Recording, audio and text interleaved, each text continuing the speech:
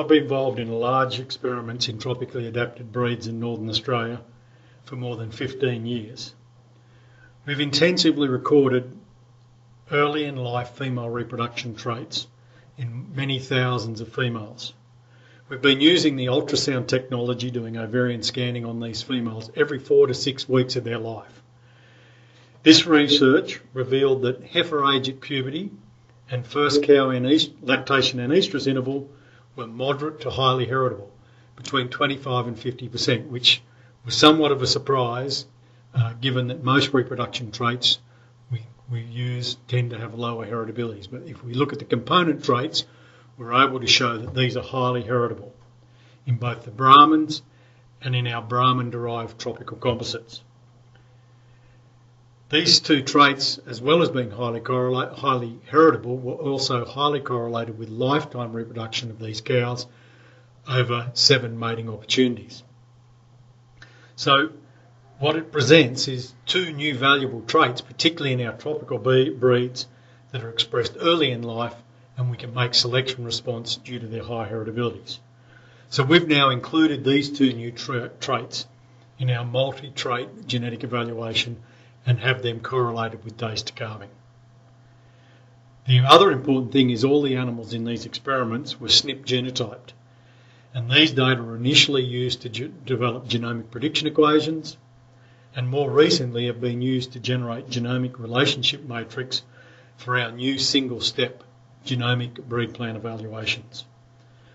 I'm also currently the project leader of a new project where we're recording these ovarian scanning traits as well in Brahmins, Drought Master and Santa Gertrudis to further increase the effectiveness of genomic selection for female reproduction in these key tropical breeds. In addition to female reproduction, we've also done a lot of research on male semen traits and physical male characteristics for reproduction in more than 4,000 young tropically adapted bulls. This also revealed a large amount of traits that were moderate to highly heritable, and these traits could be used to improve male reproduction. And one of those key traits that we used and research was a morphology trait, percent normal sperm, and that trait has recently been also added into our breed plan evaluation for tropical breeds. Importantly, these male traits were shown to be correlated to female reproduction, such as the age at puberty and estrus interval in our first calf cows, and also with days to calving, offering much better indirect selection criteria for days to calving than currently is available through scrotal circumference. Finally, yes, there is differences in heritability and additive variances for the reproduction traits between Bos indicus and Bos taurus cattle. This inherently reflects breed and history of selection differences, but also differences in the average environment where these animals are tending to be raised.